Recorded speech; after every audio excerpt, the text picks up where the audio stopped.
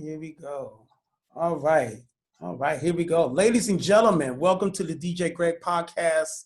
Listen, I'm glad you're here, man. Today's guest is an icon in the mobile DJ world. He is a speaker, author, and teacher in the DJ community from Escanaba, Michigan, and Taylor Weddings. Yes, the man of sales right there. This is Mitch Taylor. Hey, Mitch, what's happening? Hey, Greg, thanks for having me on the show today. Man, I'm glad you came on, man. Really glad. Really glad. Yeah. How's it going in Michigan? It's good here, man. It's good. My wife and I moved to Escanaba a couple years ago. One of those lifelong dreams. We wanted to live. We originally wanted to live where we hear the waves crash. The whole point was to retire somewhere we could hear the waves crash, right? Right. It goes back to how we met. We met on board Carnival Cruise Lines. She was a guest and I was a bad boy. So we met on the water. We both loved the water. We wanted to move where we could live near the water. So long story short, about 2 years ago, we had the opportunity to buy lakefront property, literally beachfront, lakefront on Lake Michigan itself, and still be close to home. Kids still in the same school district, still drive a little ways to get there, but not bad. So at that point, it's like we just made the decision to move, and hence why now I reside in Escanaba and not Gladstone. So I hear you, yeah. Man. Move where your heart is, you know? Okay, so let's start at the beginning. Okay, yeah. Mitch Taylor, what made you get into the DJ world, and how did you get started? So I'm from a small town in Maine originally, 450 people. In Maine? I went to New England School of Broadcasting, did radio for a couple years back in Maine. The radio station went bankrupt. Certainly wasn't because they were paying me too much money. And I I got a job offer at that point to go work for Carnival Cruise Lines through a connection at my college. So one of the guys that I was previously on air with, his roommate was the chief light and sound director for Carnival Cruise Lines in their office. And he sat next to the woman that needed DJs. And she happened to say something at her cubicle in Miami about needing DJs. And he said, here, call my college I went to. And so it snowballed from there. And okay, I got the opportunity when the radio station went bankrupt, made a phone call. She's like, you're hired. Can you be here Friday? And I'm like, what? Whoa, get on the boat. So I pushed her off 3 weeks. Literally, I did, believe it or not. Wow. And she was fine with that. And I ended up, I was 19. I had never been in an airplane before, never been on a cruise ship before, never been to the West Coast before. I did that all in a matter of 2 days. Flew to LA, hopped on a cruise ship out of San Pedro, and I haven't looked back since. And it's funny looking back on it. I went on board Carnival Cruise Lines. This was a description in Mobile at one point for me with a VCR. That's how old I am. The VCR, a whole bunch of CDs, the MTV Party to Go series CDs. Yep, I remember those. Yeah, man. So I had those, a VCR, and my clothes, and that was it. And the social host that I worked with on board, he and I ended up being roommates at one point. And he's like, man, you're a DJ and you can't mix.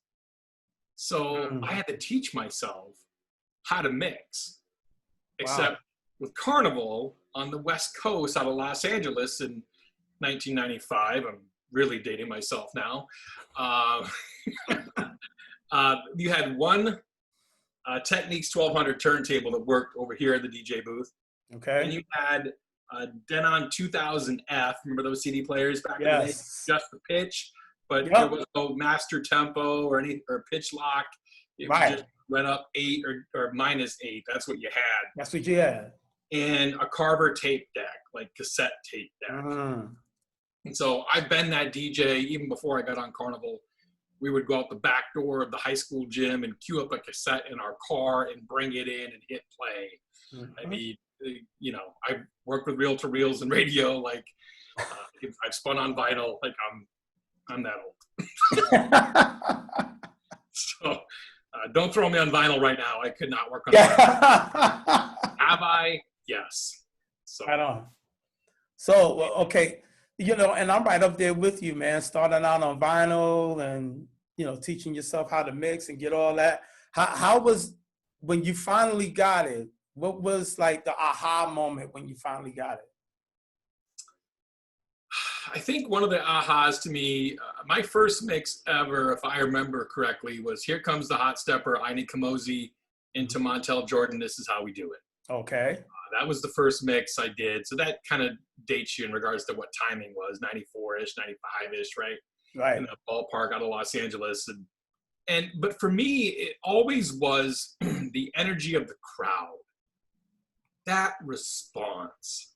Okay. In radio, like when I did radio, you're like this, like you and I are right now. Like there's no crowd in front of us. It's just microphone, boom, here.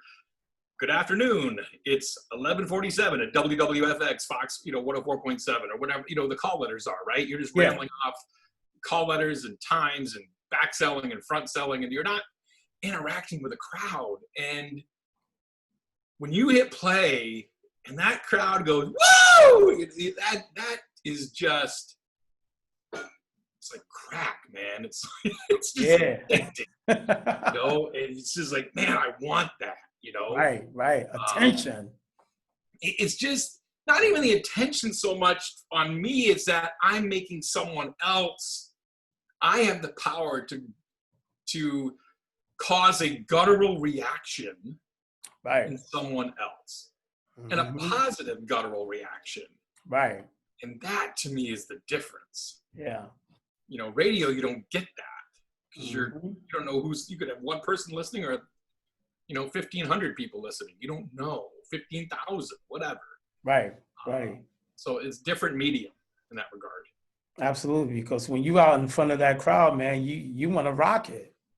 You definitely want to rock it. Absolutely.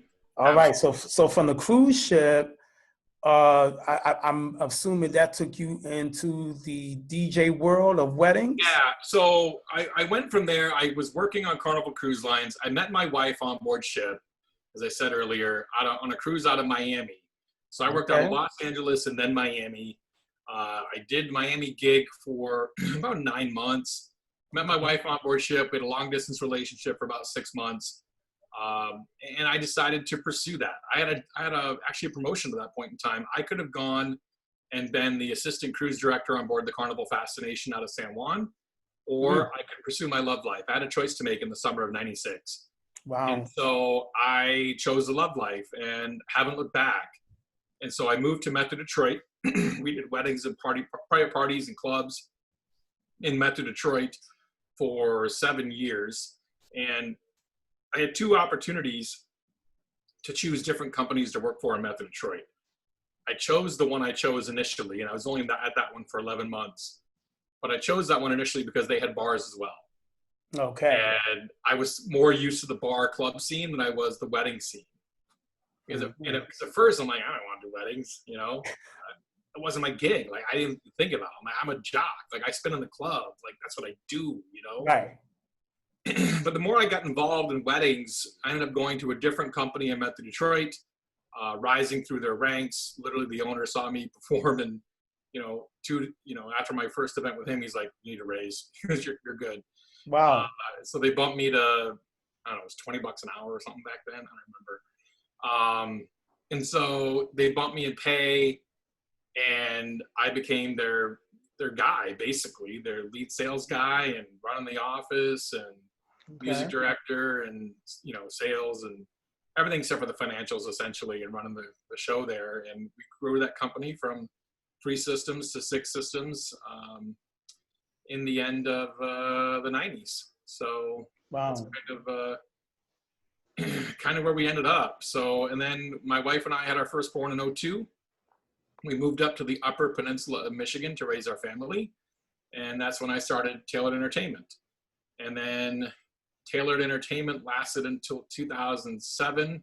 I took the company full time at that point. So 4 years into a part-time endeavor, took it full time. 2008, we name changed to Tailored Weddings because that's our primary focus. Right. And then in 2011, we started hiring and training talent and expanding the company from there and growing it. So.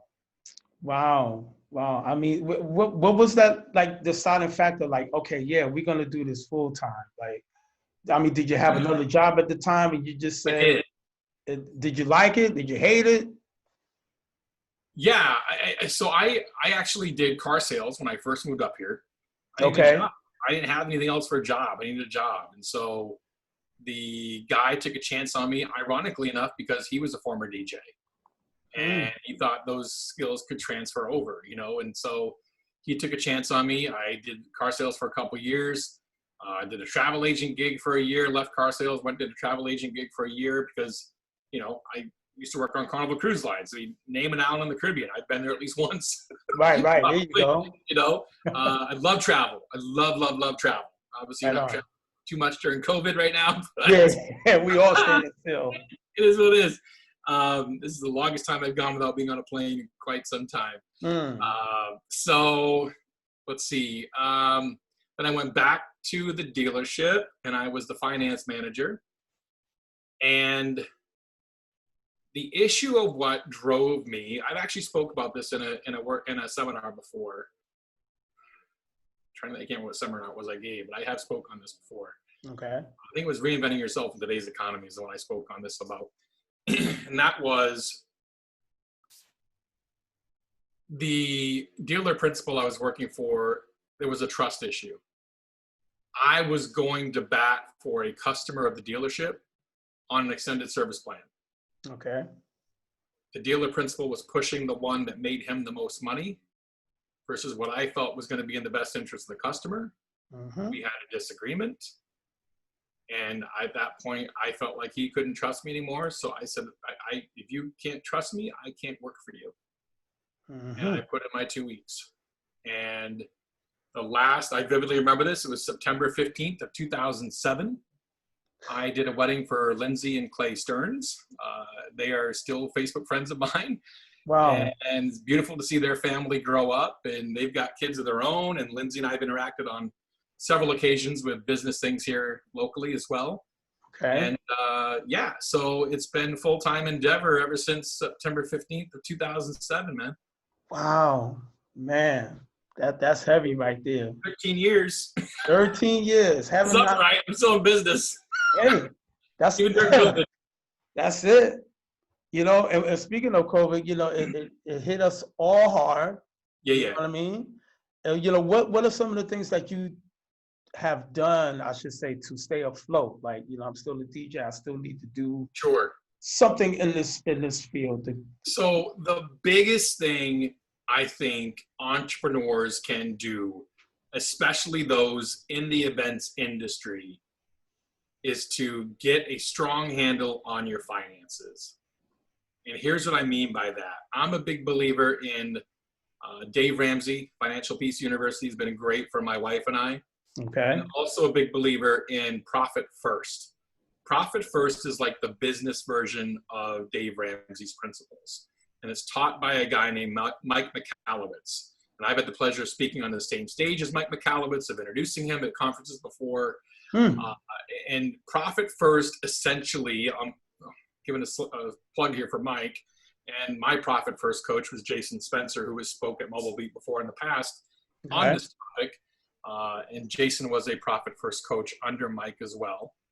And so Profit First, essentially, it takes the age-old adage of accounting principles, which is sales minus expenses equals profit, right? That's essentially what the age-old accounting adage is. Yep. Sales minus expenses equals profit. Mike basically is flipping it. Sales minus profit equals expenses. In other words, take your profit first. Okay. And the other big belief that I have in that regard, the other thing that saved me during COVID, so not just profit first, but also what I call 50-120. 50-120 is this. In the event space, if you're an event industry professional, you know, dates are your inventory. There's only one October 10th of 2020 ever. Once it's gone, it's gone. You cannot recreate it again. So we do 50, the 50-120, 50% down, balance due 120 days prior to your event date. Whoa. Wow. You get paid all in advance? Yes. Yeah. Here's why. because the likelihood of me rebooking that date within 120 days is slim and none. Does it happen occasionally? Yes, but that's an outlier.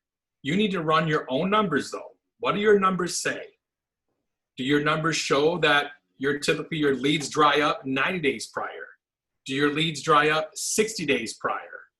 Whatever that date is for you, that's your expiring inventory. It's gone at that point. So that's when your final payment should also coincide, because you're not able to make it up again, especially if you are a single op. If you're the only one working on that date, and you're the only one rocking that date, whether you're a florist, my mom was a florist. I totally get that game, been there, done that. Right.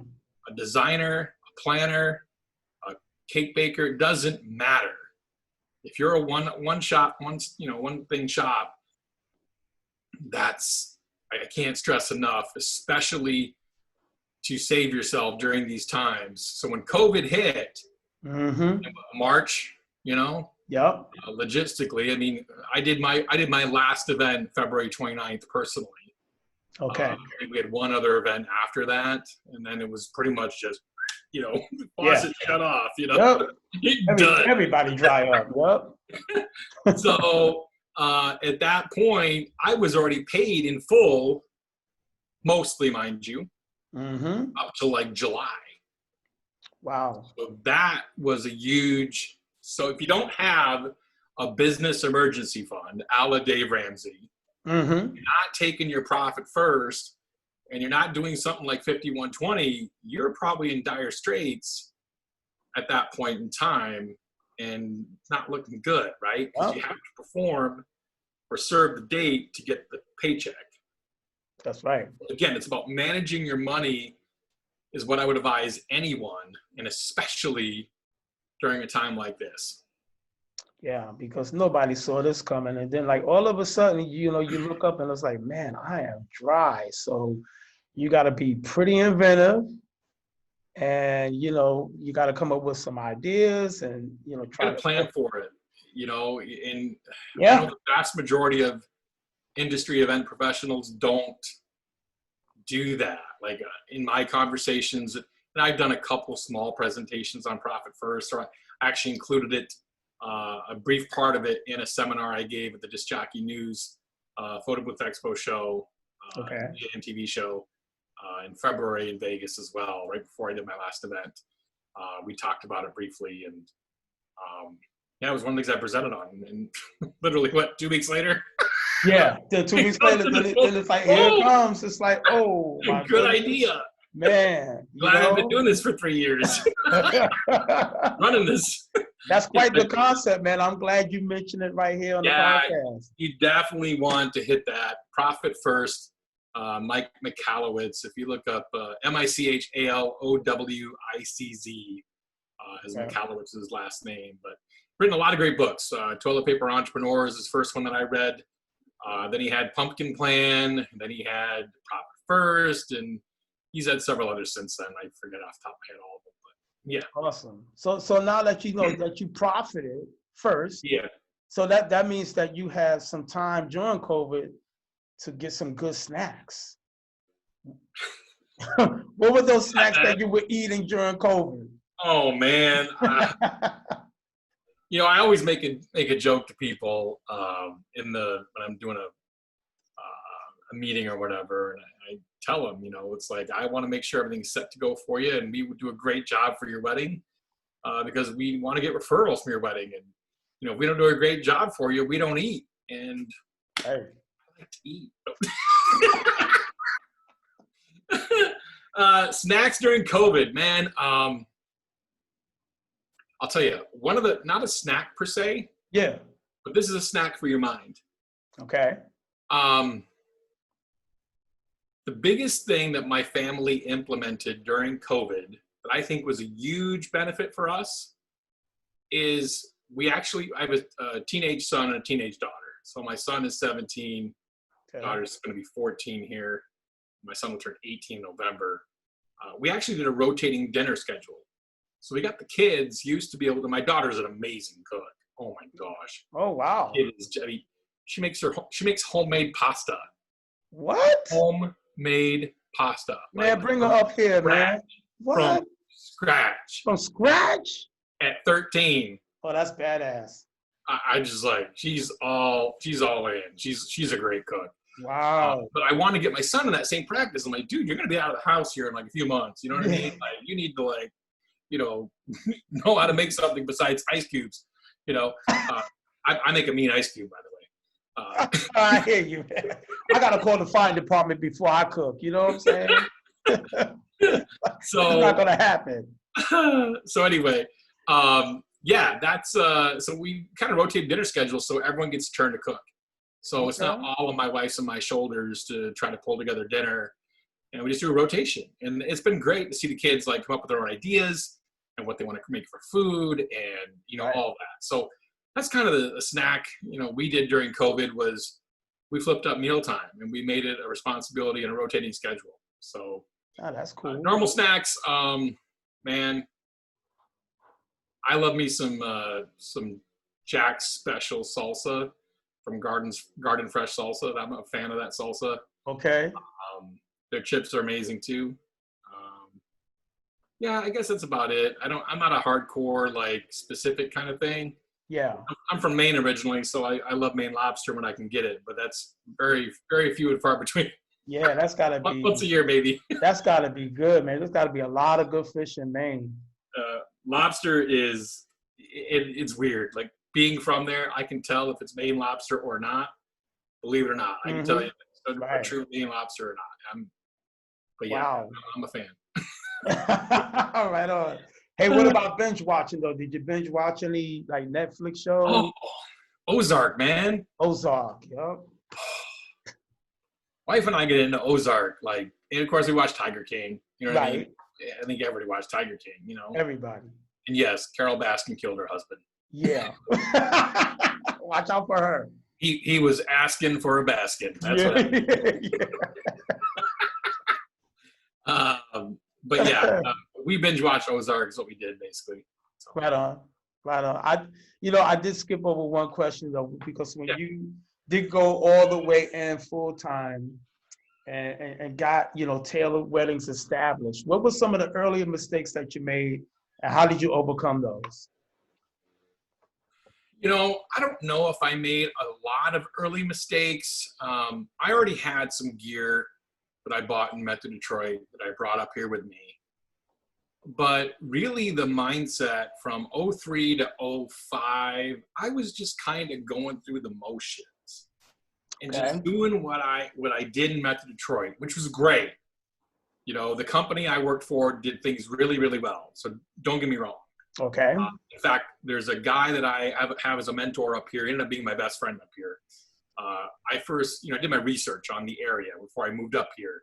Okay. And as I was doing my research, I saw there was only one other company up here doing things like I was doing in Detroit.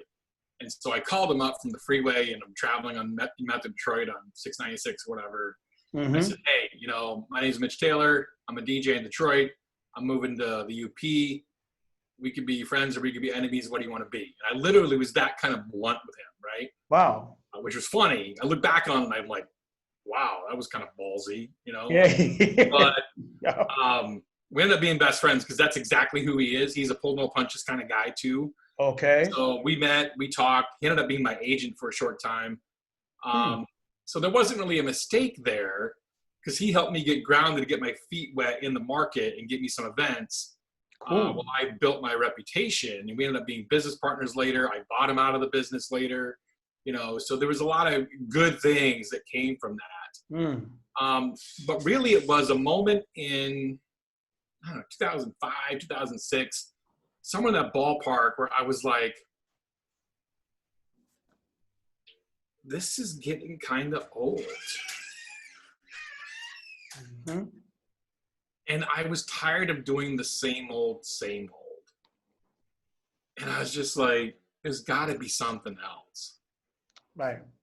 And so at that point, I reached back out and, internet was still relatively new, 05. Yeah. So I ended up doing a Google search and found a previous mentor of mine, Mark Farrell, from the Marbecca method. Mm-hmm. And I saw Mark speak originally back in 99 or 2000 in Cleveland at the summer show for Mobile Beat. Okay. And I found Mark again, and I heard about him from the DJA radio podcasts that were happening at that time as well. And I went to my very first DJ show, Northern Disc Jockey Conference in Minneapolis with John Young and Disc Jockey News. I met Scott Faber. I met Jim Cerrone early on. And that helped put me on a path of growth, because I felt like, man, is this all there is just show up and rock the party? Like, I felt there had to be a stronger purpose, a stronger calling. So to bring it home, that's really why Tailored Weddings is what it is now. Because to me, my purpose at this point in time as the dad, as the father of 2 teenagers, and I'm trying to help these younger couples in love, and they're getting married and they're excited and they're the party, and trying to help them, take a quick time out. Yeah. And realize that they have an opportunity here. You have an opportunity right now, whether you realize it or not. Your parents helped bring you to this moment. And whether it's on your wedding day or it's during your wedding week as a not so public moment, you should take some time and say thank you to them for raising you and bringing you to this moment. Right. And too often I find, I've said this before at a speech at Mobile Beat, too often I find DJs just turn that father-daughter, mother-son dance into time for the father-daughter dance. Seriously? How do you compress 20 plus years of life into 4 minutes? But that's exactly what you're doing in that moment. And don't you think the man or woman that raised that child deserves more than just a quick announcement? Yeah. And again, maybe the relationship doesn't warrant the whole, longer thing or a bigger thing. Maybe the relationship isn't that good. That's okay. We still want to be true to the relationship. Right. But I want all of our clients, every single client that comes through this office, I want them to know that that opportunity exists for them to say thank you to their parents, whether it's in public or in private. Take that opportunity that week. I like that. So that's why I do what I do right now. Like living for that one moment, that one impact, that one thing. Right. And also, and that was the other reason to expand the company when I did. The other reason to expand, there's many different people talking about, well, I want to stay a single out, I want to go multi-talent, whatever it is, right? Right. And I don't poo-poo anyone for doing whatever their choice is. I've been both. I've been successful at both. But for me, it was, I could stay in Escanaba and do my gig and rock weddings and do fine, and frankly have less overhead and less headaches than I have right now. But when I close up shop in a decade or whatever it is from now, then am I leaving the area any better than when I found it? I mean, sure, we rock parties, we had great memories, but don't I owe it to leave a bigger and better legacy and leave something behind and leave it better than when I found it? And don't I owe it to my industry to train others and give them an opportunity like I was given an opportunity? Right. And so that's why we did what we did and jumped into the training talent. And we train our talent differently than most. We put our talent through some of the same performance-based workshops that I've taken so they can improve their skill set. This isn't just, hey, I'm going to teach you what I know. I want you to go learn from the people that I have learned from too. That's deep. Do you have a book about that? Sorry. No, man. You know what you just did? You know what you just cut my head right open. You open it up and put some of that Mitch Taylorism in there, and like, oh man, I gotta soak this. I can riff for a while. No, man. That's what it's for. Your teachings, your philosophies. It's not just DJing, like you said. It's not just putting two records together, you're affecting the change in that environment. Yeah. And it's not just music, it's through speaking, it's through interaction, all that stuff counts. Yeah, I have certainly focused more on the MC side over the last decade than I have the mixing side. And I'm not saying that one is necessarily more important than the other. To me, you need to be great at both. Right. In my opinion. I don't want to poo-poo either one, because to me, they're both equally important. Absolutely. I did write a book. I've written 2 books, actually. Well, wrote one and co-authored another. I wrote Sales for Event Pros, the book, in 2015. And then this is the expanded version, a little bit thicker than the original version.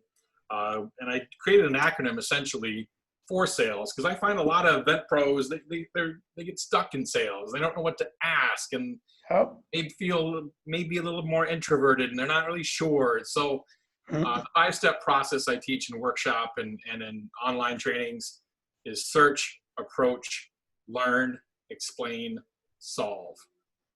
That's the 5-step sales process I teach, I train on, and we go deep in each one of those 5 aspects. And you need all 5, and it's a certain order they go in for a reason. And again, that's another whole, probably another whole. But I need an autograph book. Sure, man, absolutely. Yeah. I'll get you one. Right on. And then let's hit into this finally, man, because you got a plethora of information. I'm telling you. But what is your meaning of success? Meaning of success for me is kind of what I alluded to earlier in regards to the purpose, but you boil it down into 2 words, and there are 2 words in the back of a book that I read early on in my car sales days, and the book is called The Closers by Ben Gay III, and believe it or not, that's the gentleman's name, and believe it or not, we became Facebook friends. Floored me that I'm like, holy crap, this is that guy that wrote that book. Like, oh my God. Like, right. I have a message from Ben Gay III on my phone. Blew my mind. Right on. The two words at the end of that book are sum tertius. Sum tertius. Latin. It's Latin. Sum tertius means I am third. Which, God first, other man second, you third. If you always put other needs ahead of your own, you will win way more often than not. I love it. So that's sum tertius. That's, that hard work. I've given you a lot of insight here today. I appreciate it. 5120. Yeah. Why we do what we do. I've given you a lot today. But you breathe it and you do it. You're not just saying it. You're walking the walk, man. This is what we do, man. You're doing it, and that's one of the things. Like, that's the reason why I named you an icon in the mobile beat.